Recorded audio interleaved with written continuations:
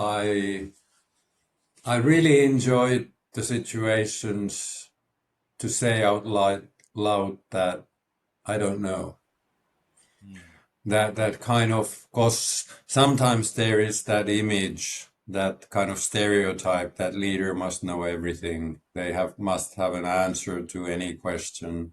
And I think that's so kind of, it's not real. Yeah, and there's the danger that then kind of leaders start to think that they really do have an answer on everything. And I think that's very dangerous because it kind of closes up your mind to learn new things, and because learning doesn't start with knowing, it starts with unknowing. It starts with kind of entering an unfamiliar territory. Welcome to another episode of the Leadership Conversations with Jonno White podcast. Today's guest is Olli-Pekka Heinonen, and Olli-Pekka is the Director General of International Baccalaureate, a really significant organization, and I've been looking forward to this conversation for a while. Well, welcome to the podcast, Olli-Pekka. Thank you, Jonno, so much. Very nice to join.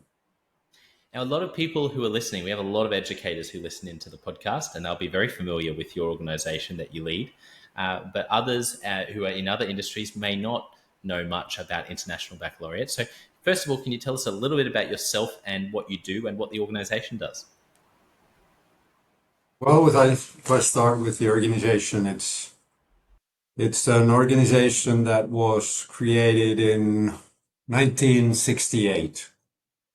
And at that time, it was really 12 schools and some visionary people that came together to think that if they would start from scratch and create an education program which would end up with a diploma that could be used everywhere in the world, and also an educational program that would enable that we would never ever go through the horrors that that generation remembered with the Second World War. That was pretty much the starting point. And then they came up with actually a very, very pioneering program, which is a lot based on a kind of an inquiry-based approach to teaching and learning, raising the curiosity and the creativity of the students, and really also not concentrating only on the kind of final exam, but looking for competencies for a lifelong learning journey. So that's the kind of idea with what the organization is, which in today's situation functions in 160 countries and has about 2 million students a year in about close to 6,000 schools. So that's my job, is to lead that organization. The actual organization is about 1,000 people in around the world. But that's not all, because the IB is not only an organization, but it's also a community. So that we have, for example, a network of educators, teachers, highly qualified teachers, heads, administrators, that amount to over 50,000 people around the world. And also we have associations in different parts of the world, in almost every country. So it's not only leading the organization, but it's also leading that larger community and ecosystem that IB is all about. Incredible. That is what a significant footprint. I mean, I can't even fathom the amount of people that have been influenced by the work of, like you said, not only the, what you do as an organization, but the network and the community that's been created. Let's jump into your story. And what I love to ask all of my guests, first of all, is I want you to think back to Olli-Pekka as a child when you were growing up, or maybe as a teenager. Are there any specific moments that come to mind that really you think back, yeah, that really shaped me, or was an early insight into who I am as a leader, or that I have a passion for leadership? Well, I think there are maybe a few things that had influenced.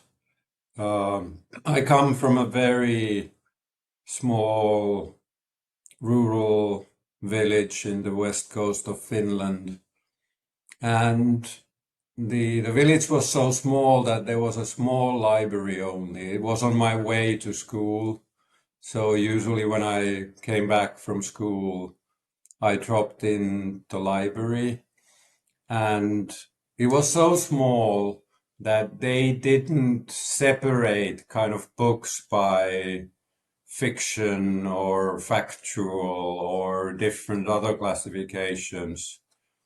So that led to the situation that I read everything. That I didn't kind of look at whether they were kind of books meant for the youth or whatever, but I read everything, and I think that kind of created a curious mind that I've enjoyed during my life. I'm really curious about a lot of things.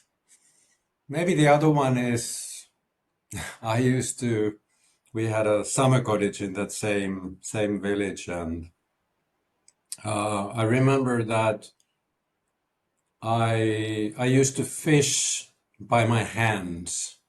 So I stood in the water with my hands in the water for so long that a fish swam close enough to me that I could catch it. And I think that's another one, that kind of being patient and persistent is maybe also something that uh, I found out that I do have that kind of a character of personality.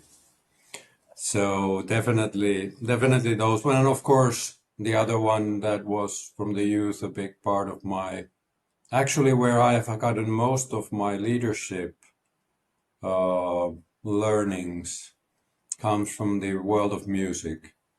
So I've been playing in different bands from a very young age. I'm a trumpet player, and I also studied in a conservatoire in Finland. So it almost gave a kind of a vocation for me. Uh, and really that idea of reaching something unique by doing things together with other people. Mm. That feeling when you are capable of to training together to reach that, it's incredible. And that's Mm. something that I'm always looking for, that feeling through leadership. Yeah, that's. I love all of those stories, and I have questions to ask about all of them. But let's start with the library. That's such a great story about the little library that didn't even separate out the fiction from the nonfiction.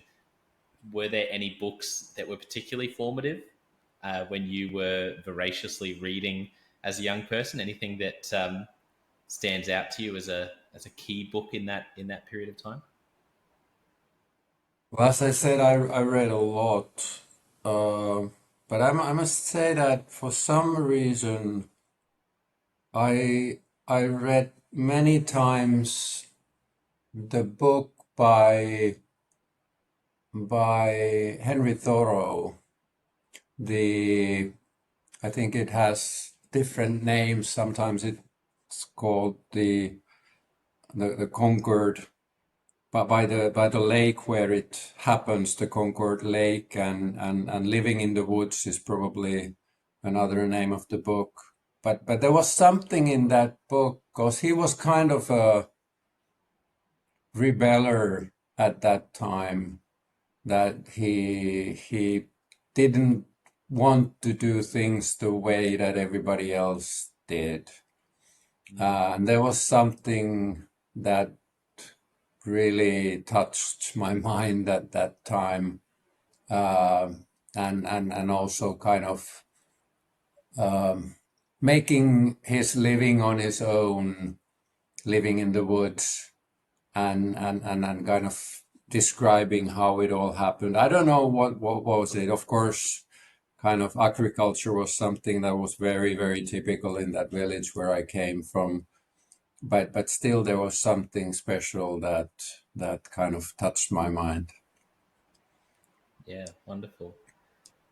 I can't help but ask as well, coming from a rural, a rural village in Finland, and now heading up, off the top of my head, one of the most global organizations I could probably list, 160 countries.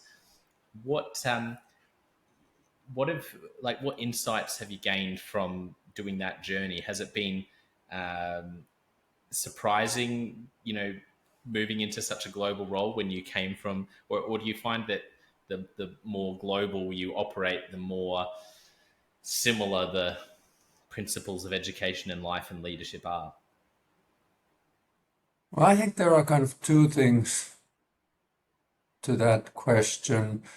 The first one is that because Finland is a small country, um, less than 6 million people. So Finland has to be a very open society to other languages, other cultures. We know that we cannot survive if we kind of close the borders, but we have to open up.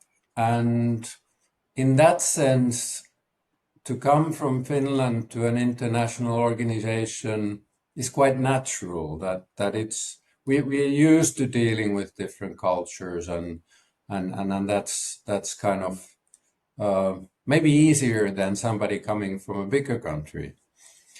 The other view is that because I've been in very many different leadership positions in Finland, in the public sector and in the private sector and in NGOs and all that.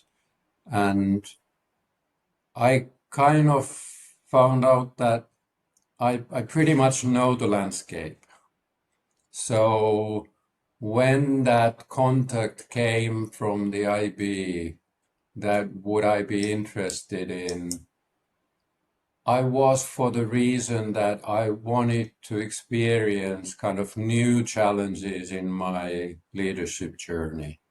And leading a truly global organization with all the complexities is something that inspired me greatly. And of course, kind of I'm a kind of a complexity and systems thinking freak. I've had those some classes on for more than 20 years, and that's how the way I look at the world. So I've been, in that sense, it's been exactly that kind of a challenge that I've wanted to learn from. And what have you found most challenging about leading such a complex global organization? Well, I think there is a question of that maybe comes back to the patient, because with a global organization, uh, some things take a bit more time because of the variety of different cultures, languages, time zones that you have to learn to deal with. And it's just the fact that that's the way it is, and you have to take it as a reality. But on the other hand, it's also a huge richness to have so diverse views to come to the decision making and be capable of incorporating entirely different worldviews also to our educational offer. And that's the part that kind of every day is a learning journey, and I don't think that you can read those things in any book, but you have to experience it firsthand. Yeah, I think that's wonderful because that's what you're trying to teach students to do. And Yeah, working with educators, I think one of the most important values for any educational organization, large or small, whether it's a teacher in their classroom, a teaching principal in a small school, or someone leading 2 million students in terms of IB, having that learning, lifelong learning growth mindset. If you lose that in your leadership, I think it's I've seen that to be a really vital piece of the puzzle. If you don't have that from the leadership, how can you ask your students, let alone your employees and your leaders throughout the organization, to live like that?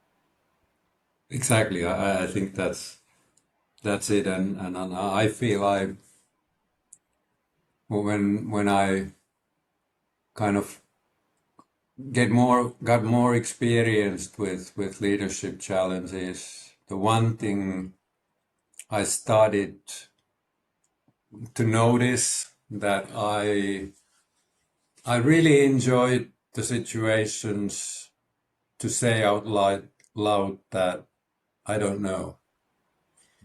That kind of, cause sometimes there is that image, that kind of stereotype that leader must know everything. They must have an answer to any question. And I think that's so kind of, it's not real. Yeah, and there's the danger that then kind of leaders start to think that they really do have an answer on everything. And I think that's very dangerous because it kind of closes up your mind to learn new things, and cause learning doesn't start with knowing, it starts with unknowing. It starts with Mm. kind of entering an unfamiliar territory. And for that reason, I think it's a central leadership um, character, which takes a lot of humility. I understand that, cause there is that expectations in many organizations that, well, if the leaders don't know the answers, what are they for? So I think one needs to overcome that challenge. Yeah, one thing I want to ask you about your role, which I know a lot of listeners would, I hear them when I'm coaching people, it's a big struggle in leadership, is this idea of leading change and how to sometimes, I'll work with a leader who's in a turnaround situation. And I had a principal who had accreditation coming up and stepped into a role where everything was pretty broken and they had to fix it all fast. And then you have other leaders who are in a culture that's so set for so long, they're trying to lead change. What advice would you have about how to balance getting people to buy in, through taking time with needing to actually press go and sometimes take decisions even when you wish you could wait longer? How do you balance that as a leader? Yeah, I think the balance is the core question, because the most important thing is that you make the right estimation of the operating environment and the challenge in front of you, because Mm, that determines what actions you can take.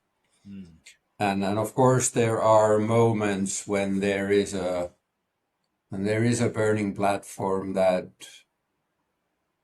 leader must kind of act themselves. They must deliver in those moments. They need to um, kind of um, show the direction by making decisions.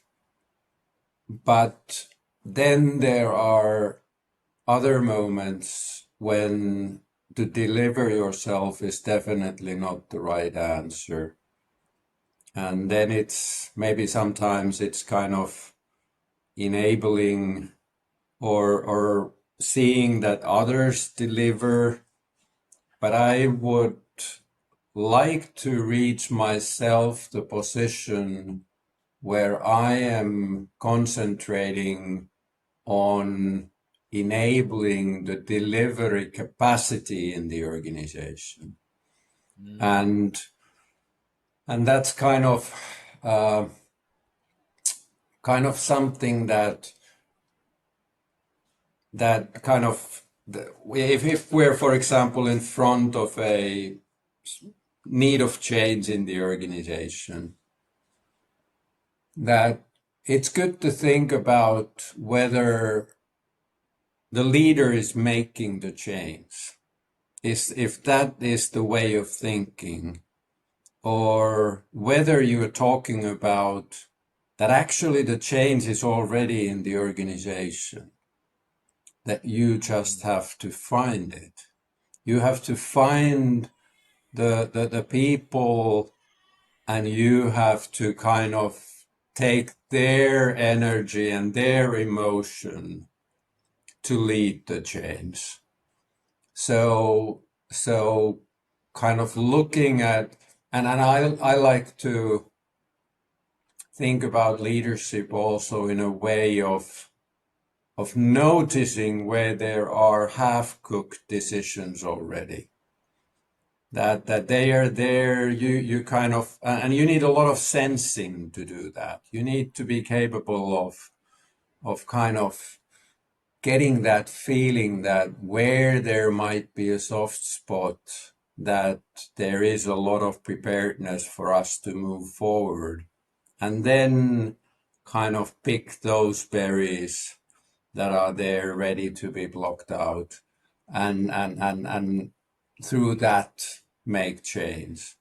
So I would say it's not a science, it's an art. It's like kind of getting that feeling, that and sensing that where are the ways to open up for change. Oh, I love that so much, because I really believe one of my favorite things around an organization's vision and values is, I love Patrick Lencioni's work, I've really learned over time that if I'm helping a CEO or their leadership team or a board with those things, that you're not creating them, that they're already there in the organization. You're actually articulating them, you're finding them, you're unearthing them. Why does the organization exist? Well, why did it come into, how was it founded? And I'd never thought about that in change, that when you're leading change, it's not so much I'm going to make this change happen, but it's saying, okay, we need to have change, but what's the change that's already here? Where's the passion, the emotion, the direction, the people who are already there, and how do we articulate, find them, and bring them out, because they will help us, or they will even lead the change. I love that idea. Yeah, yeah, I think that's really kind of a big part of leadership. And I must say that I've done my biggest mistakes in leadership, that they've always been about having my ego on the way of leading successfully. And that's often that when you think that what I am gonna say, that what I have to do and how I'm leading this now, and that doesn't usually work. Of course, as I said, there are crisis situations where you need to do that, but in normal circumstances, then you just make things worse.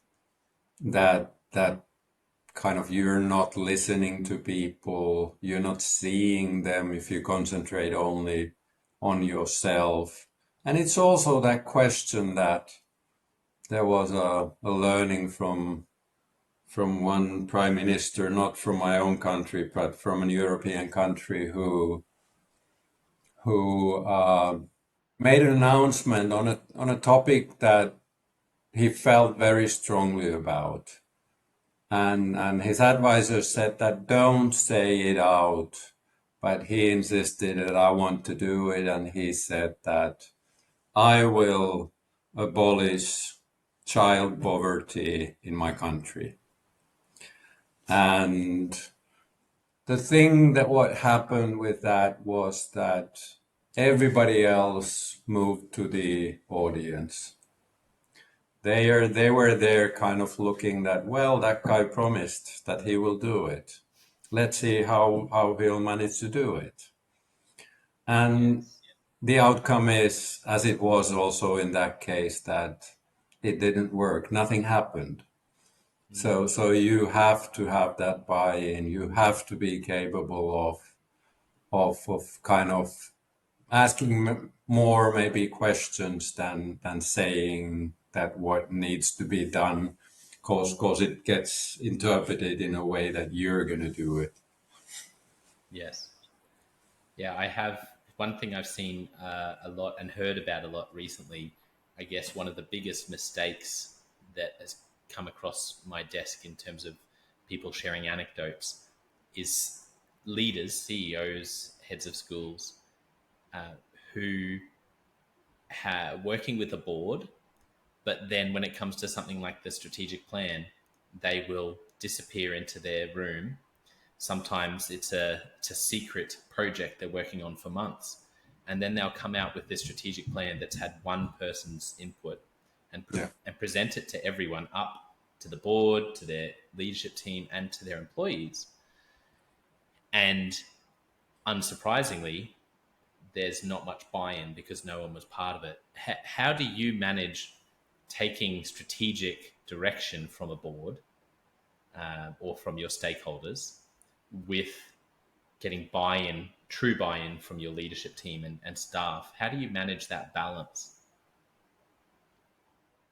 Well, I see that, and that's kind of something that we're working right now in the organization. I see that my role is kind of show the general direction, kind of a vector that if we go about that direction, that's good. Hmm. And then I might also have some views where we as an organization, we cannot go. We're a Swiss-based non-for-profit foundation that creates certain limitations. We cannot go over that Mm-hmm. fence. And then there is another limiting one, which is the one that where we don't want to go. And that kind of leaves certain things out, creates a kind of a space where there's a lot of room for the whole organization to really utilize their expertise and finding the ways that if we want to go there in 5 years' time, what are the steps that we should shoot? How should we do it? What does it mean? And that's the way that we have found I would say a pretty good balance in the IB organization right now. Mm. And of course then there is that possibility for the experts to use their knowledge, use their views, bring their say to the table, and at the same time, there is something that is limiting that creativity, because Mm. creativity also kind of needs certain limits, whether we're talking about time limits or other limits. Then those are there. So in that sense, it's not an unsafe space, because that's what some people are feeling also, that if there isn't anything that Yes. kind of sets the direction, that's kind of too much. So Mm. again, there needs to be a balance. Yes, I like that idea of creating the boundaries so that there's lots of space for creativity, but there's also the safety that comes from knowing clearly where those boundaries are. And like you said, that's a real, I think that once again is a real art because it's completely dependent on all those factors you expressed and having people in the room to wrestle with those at the different levels so that someone in your organization um, ends up in a space where they feel they can be creative, but at the same time they know what the limitations are. Um, in your journey as a leader, like you said, there's so many different parts of your journey we could dive into, but I'd love to know if there's one or two moments that come to mind that were kind of aha moments as a leader, moments where you did something, you saw someone else do something, and it just sticks out in your memory as that's the time I learned that that's a good thing to do that I did, or never to do that again. Anything that comes to mind? Well, one thing, that kind of a moment was, when I was the television director of the National Broadcasting Company in Finland. I was also in charge of the Radio Symphony Orchestra. And part of that job is kind of being in charge of the process, how the new head conductor of the orchestra is chosen. It's an interesting process, leadership wise, Yeah. because when we're talking about symphony orchestras, the orchestra is quite strongly involved in the selection process. So in a way, they are choosing their boss. You cannot think that they would be uncomfortable with the person that is chosen. Sure. And for that reason, I had the whole orchestra in an auditorium, discussing for a couple of hours what is the next kind of journey that the organization, the orchestra wants to make. Because that's, of course, the conductor is the one leading that journey, and as we are choosing that person, we must first understand that what is the journey that the orchestra wants to make. And we had that discussion for a couple of hours. And after that, there were two violinists that came to me and said that we actually know exactly what that journey should be, but we can't put it in words, but can we play it to you? And that was the moment that, of course, that how stupid I am, that I'm making these people whose language is music to talk to me about their next journey, when they could do it all much better by playing it out.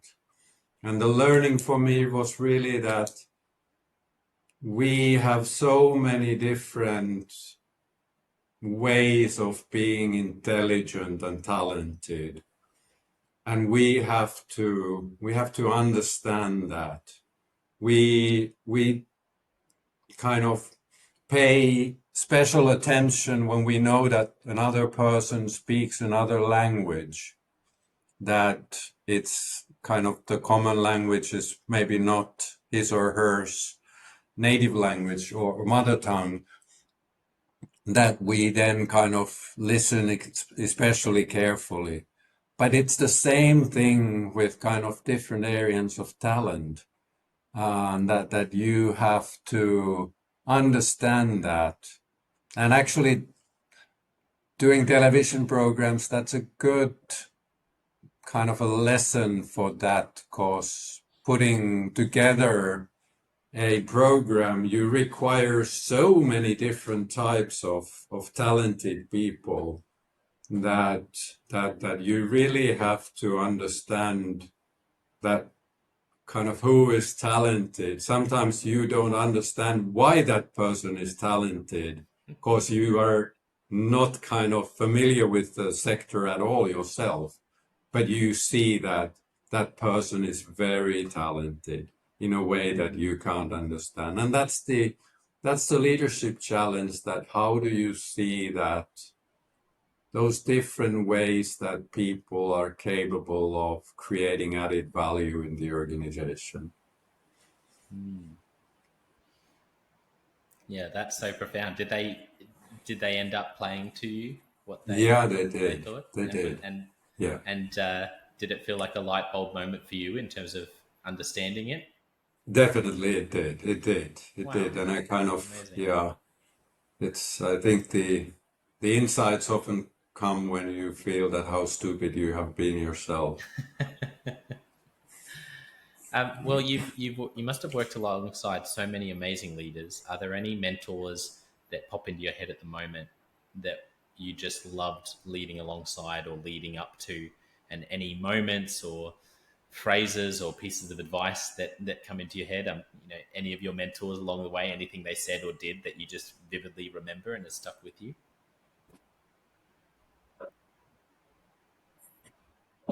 Well, um, I don't know. I'm kind of I read so much leadership literature and listen to podcasts and kind of follow people who are working with leadership and have done it for a very long time. I think one of the things, and I actually don't remember anymore that who has said it to me, but it's the idea of what an organization is. That's a pretty central question when we're talking about leadership. And often we think about an organization of kind of hierarchies of power that need to be decided. But the idea that actually organization is there to enable that collaboration between people that is needed for them to do a good job. So that's the primary idea of having an organization. It's not about those boxes on top of each other, but Yeah, it's to enable that collaboration that is needed to create added value, and the people being capable of kind of reaching their goals and doing a good job. And that has influenced a lot also how I view leadership. that's a beautiful picture, and I think when we talk about servant-hearted leadership, it's a phrase that people love to throw around, but I think it's it takes a lot more intentionality to lead like that, because it's so natural to lead in a way where you want other people to serve you and do your bidding to achieve your goals. But I love what you said about organization there, because truly the whole point of organization and the organization is to facilitate that collaboration for people to do their best. um, yeah, I think you articulated that really well, because I'm certainly passionate about organizations being less obsessed with bottom line, and instead, if we can just find a way to get the best out of our people, truly the best of the people you have, and truly lead teams that where collaboration and buy-in is extraordinarily high, I think we'll see results that are more than we could forecast. I think that is the challenge I see for a lot of leaders, is that that's a long term, or it's a harder way to think like that. It's easier to take the goal we need to achieve and try to give marching orders to each person. Um, so that's something I see people wrestling with. I think they want it philosophically, but they don't know how to lead like that. Does that make sense? Yeah, it definitely does. And I've of course struggled myself with the same question. But I think then you really it's kind of enabling that collaboration, but it's also then being capable of holding the space for people to collaborate. That there is that possibility for people to utilize their expertise. And again, we come, of course, to the question of psychological safety and trust in the organization, that people, because hierarchy, and there's a lot of research on it, that hierarchy creates fear. Because there's somebody on top of you who can influence your situation. And the more, and we know that when there is fear, there is less creativity. There is less kind of people being capable of giving from what they are all about.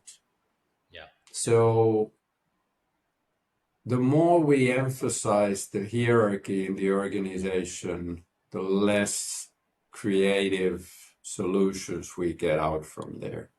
So to me, that leads to the space where leadership actually in itself is not a role, but it's the quality of an organization. That there is a lot of kind of leadership that is distributed among people in the organization. And it's kind of responsibility taking of what we want to achieve together. And then there's the question that how the ones who are in the position, managerial or leadership positions, how they are capable of acting in a way that people start taking that leadership responsibility themselves, although not in those positions, but taking that accountability, taking that ownership of taking things forward.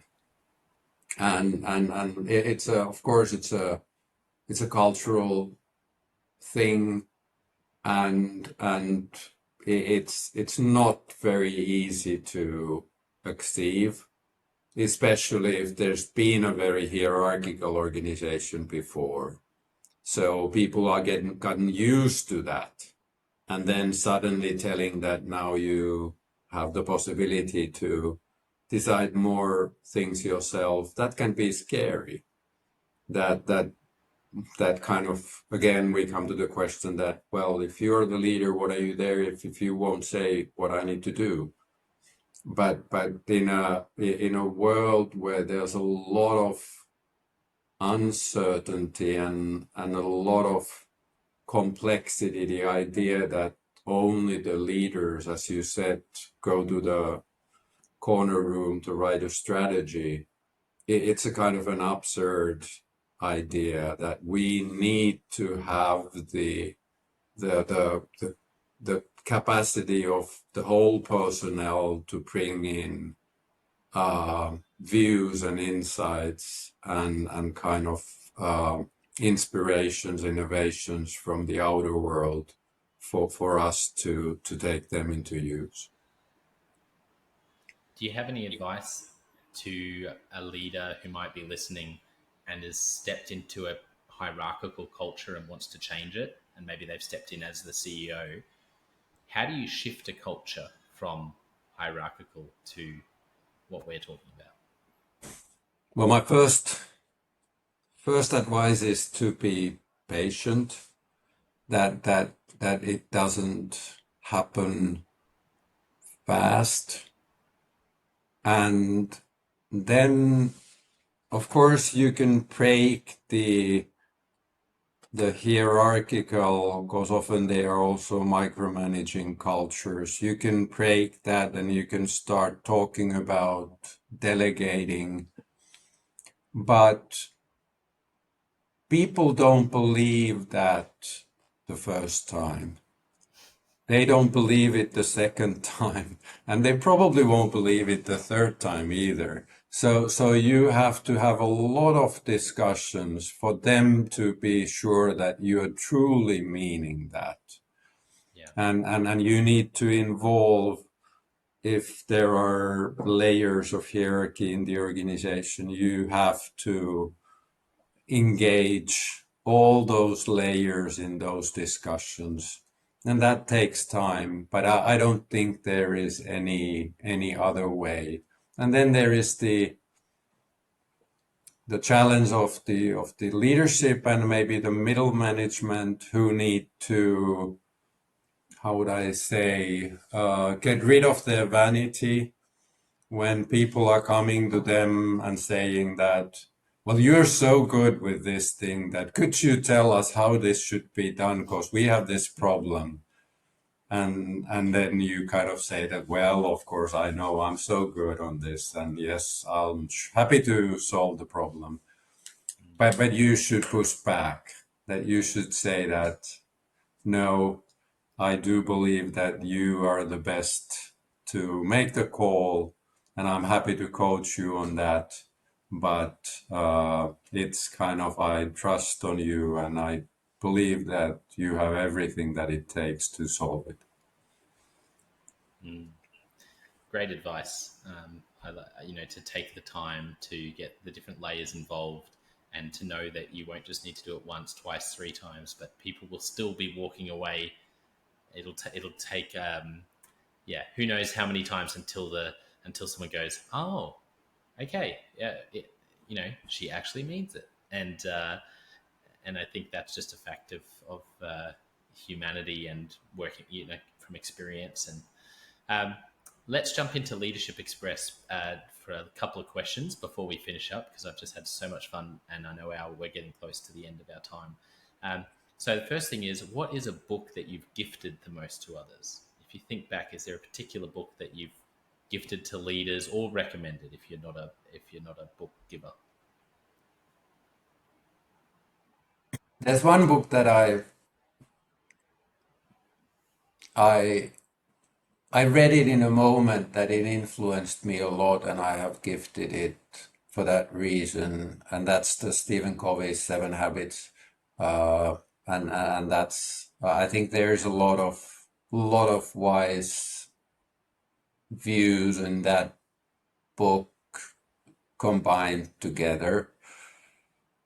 Lately, I've been actually gifting a pretty recent book by a lady called Nora Bateson, who is he's the daughter of Gregory Bateson, who was one of the great names of hermeneutics and systems thinking, and it's called Combining. And it's really about, it's a very, very interesting view in this kind of a world about how the world functions. It's about the question that how we need to learn to bring things back to their context. That we look at the world as kind of separate things and matters and people, individuals and questions, but how do we see that? What are the interconnections of everything? And how we need to also use that as we're leading people. What does it mean in practice to see world in a different way, not as kind of atomized separate things, but see that kind of flow of process that in all living human systems is the reality. Two great recommendations there. Thank you for sharing. What about any favorite questions? You've been in so many different settings. When you are in a boardroom, when you are sitting with a group of stakeholders or sitting with a group of students, are there any questions that are some of your favorites to ask people or to ask when you're going through a leadership process or anything like that? Well, one thing that I've found that when you're in a situation that you want to learn really something from the people, is the question of asking that what gives you energy? And the opposite of that what takes your energy, what drains you negatively, and you feel that you lose a lot of energy.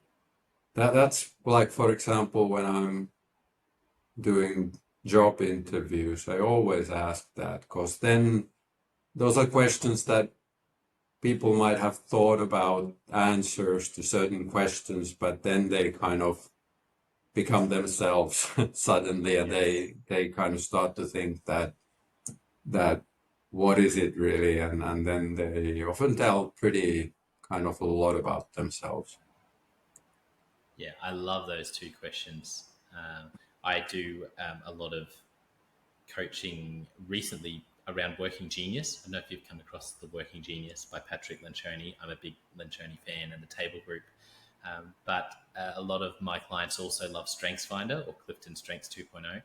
And the thing I love about those two is both of those assessments speak to what fills you up, what gives you energy, and Working Genius, the frustrations, is about what drains you. And yeah, I think you're right. And I think I've been most surprised recently by how many people can articulate many things about themselves, but sometimes when you ask them those questions, they haven't necessarily mapped it out in detail, and Yeah. yet it's so important. So it's also a great question to ask for ourselves and to see if we have a good answer, because I know my answer to that would have changed dramatically in how I understand myself now compared to, say, 15 years ago. Yeah. Sure. It's a great question. Okay, last question, because we're about to. I just have had so much fun asking all these questions and learning about your story. So yeah, the last question I ask every guest: if you could only give one piece of advice to a young leader, what would you say to them?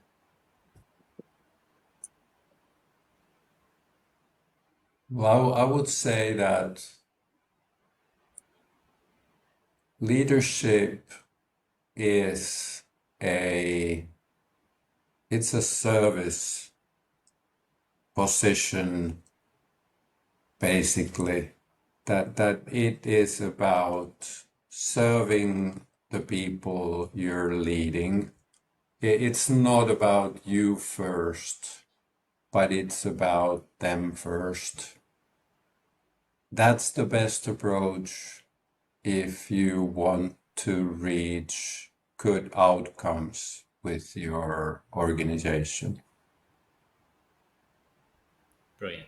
Well said. Well, I want to thank our listeners for tuning in, and just so many great stories and anecdotes. I love the picture of you, Olli-Pekka, with the fishing, growing up and actually just waiting patiently. And I think that's such a great parallel, and for leadership, so often when you want to jump in fast, but you need to wait. So that stuck with me a lot. But so many things. But yeah, most of all, I want to say thank you to you for being so generous with your time, and also sharing beautiful stories from your life, and lovely thoughts on leadership. So thank you so much for coming on the podcast.